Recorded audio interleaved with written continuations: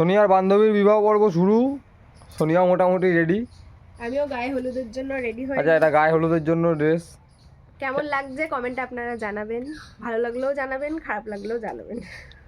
আমাদের ব্রাইড বৃদ্ধির জন্য রেডি, কিছু বলো। কি বলবো, কিছু বলার মতো সিচুয়েশনে নেই এখন। এটা হচ্ছে ব্রাইডের ভাই, ও সানগ্লাস পরেছে টিম ব্রাইডের। এটা আরেক ভাই।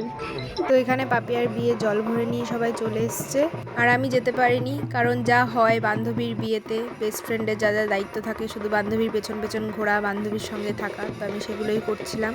তো এবার গায়ে হলুদের পর্ব শুরু হবে, আপনারা দেখতে থাকুন। তো আমিও আমার বান্ধবীকে গায়ে হলুদ লাগিয়ে দিলাম। তো এরপরে শুরু হয়ে গেল ফটোশ্যুট, স্লো মোশন ফটোশ্যুট চলছিল এখানে।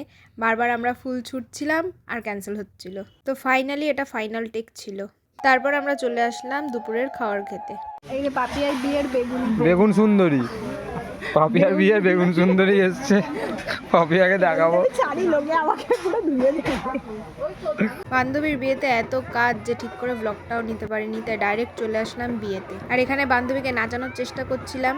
ও এত লজ্জা দেখাচ্ছে আদেও, কিন্তু ও এতটাও লাজুক নয়। আর এদিকে আমার বন্ধু একটা বিশাল বড় নিতবর নিয়ে এসছে, যে কোল থেকেই নামছে না আর কাঁদছে শুধু। আর এদিকে দেখো এক দল লোক মিলে আমার বন্ধুটাকে ঢুকতেই দিচ্ছে না। যাই হোক, দেবাদা এদিকে ঠেলে গুতিয়ে বন্ধুকে ঢোকালো ভেতরে। ওরে না, আমার বন্ধুর মুখের হাসিটা দেখেছেন? বিয়ে করতে এসছে আমার বন্ধু।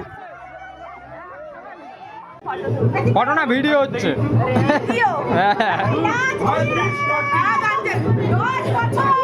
10 বছর।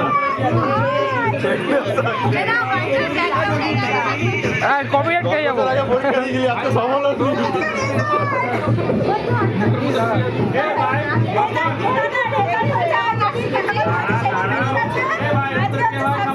আজকে সার্টিফিকেট। তো এবার দেখো আমাদের কত বড় নিতবর, আর নিতবরটা দেখো কি সুন্দর শান্ত হয়ে চুপচাপ এখানে বসে বসে পকোড়া খাচ্ছে। আর এদিকে আমাদের ভাই বসে পড়েছে বিয়েতে, আর মনে মনে ভাবছে কখন আমার বউটা আসবে। তো ফাইনালি আমার ভাই তার বউ পেয়ে গেছে। তো সিঁদুর দানের সঙ্গে সঙ্গে তাদের নতুন জীবনের শুভকামনা রইল। আপনারা সবাই আশীর্বাদ করবেন তাদেরকে, তাদের সংসার যাতে সুখের হয়। তো আজকের ব্লগটা এই অবধি, দেখা হবে নেক্সট ব্লগে। ততদিন সবাই ভালো থাকবেন, সুস্থ থাকবেন, আর প্লিজ আমাদের চ্যানেলটা একটু সাবস্ক্রাইব করে দেবেন।